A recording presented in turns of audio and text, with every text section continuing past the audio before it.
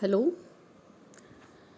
In yesterday's lecture, we have discussed about just the introduction of database, its components, and we had mainly discussed how data differs from information. In this lecture, today we are going to discuss the database as integrated and shared. First of all, I would like to remind you that database is repository for stored data, that is huge collection of interrelated data is stored on some medium.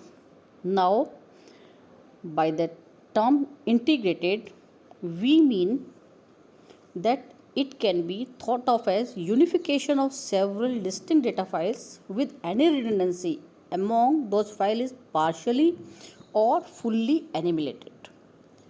By redundancy, we mean that repetition of data is to be avoided, may it be partial or full. The elimination of data means the redundancy to be partial or full elimination depends on the memory which it occupies and also and the time to retrieve the data. Database as integrated is explained by the following example. Here we are considering two records. First record is employee records. It contains the following fields: name of the employee, date of birth, address, department and salary. And the second one is the project record in which the particular employee has worked.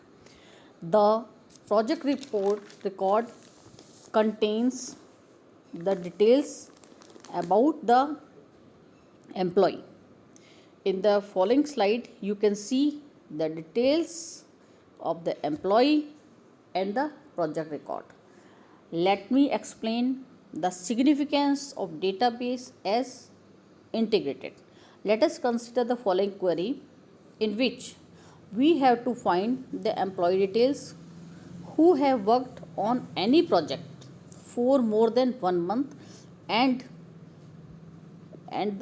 where the fellow belongs to Haridwar. Here we are seeing that we have total 4 employees along with given in the employee record with their date of birth, department, salary and city. And in the project record we are recording the name of employees, project name, organization and duration. By duration we can find out the number of employees who have worked for more than 1 month. By looking at the project record we find that there are 3 employees Alok, Ajay and Aman who have worked on some project for more than 1 month. Now in order to get the details about the employee we have to search in the employee record. From there we infer only Alok has worked on the project for more than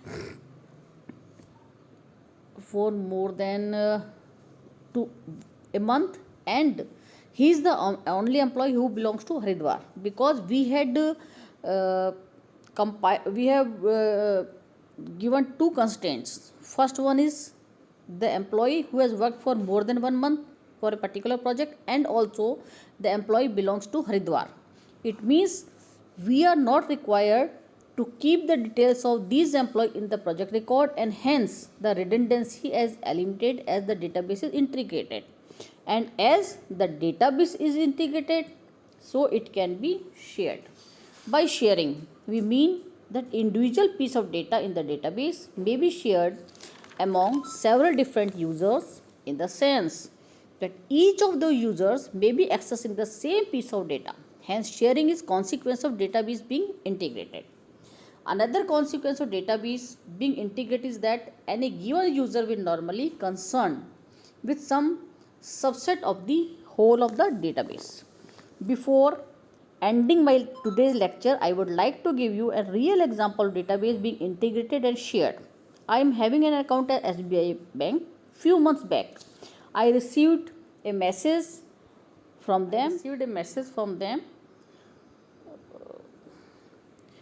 I received a message from them to give the details of my Aadhaar card.